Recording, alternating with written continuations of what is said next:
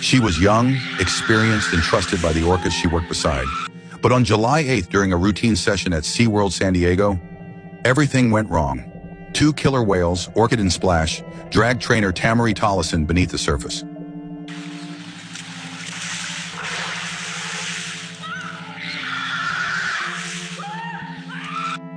What happened in that pool was nearly fatal, and what followed raised even more disturbing questions.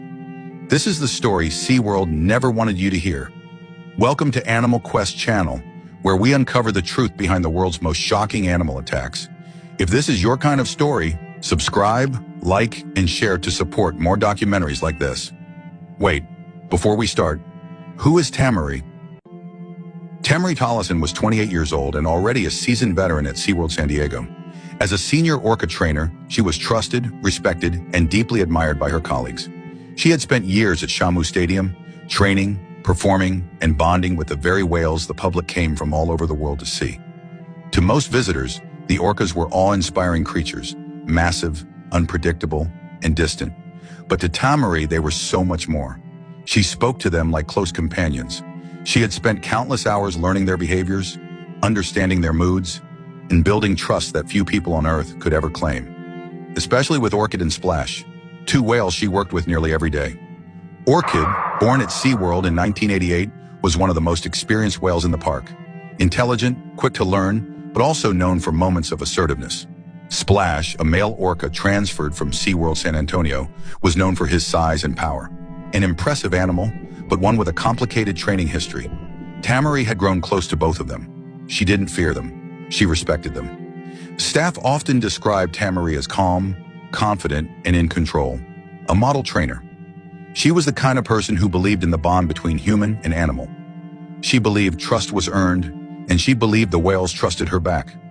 But behind the smiles and show routines, there were murmurs, quiet warnings shared in break rooms and locker hallways. Trainers had whispered concerns about Orchid's behavior before. There had been incidents, nothing fatal, nothing public, but moments when she'd tested boundaries. Tamari knew the risks, everyone in that stadium did, but she also believed in what she was doing. She believed in the whales, and that morning, July 8th, 2002, was supposed to be like any other. But was something already off? Could anyone have seen what was about to happen? Because just hours later, that same stadium would fall silent, and Tamari Tollison would be fighting for her life beneath the surface. It was Monday morning, July 8th, 2002, and the sun rose bright over SeaWorld San Diego. The air was warm, the park quiet before the gates opened, and behind the scenes, preparations were already underway for the first show of the day at Shamu Stadium. For Tamari Tollison, it was just another shift.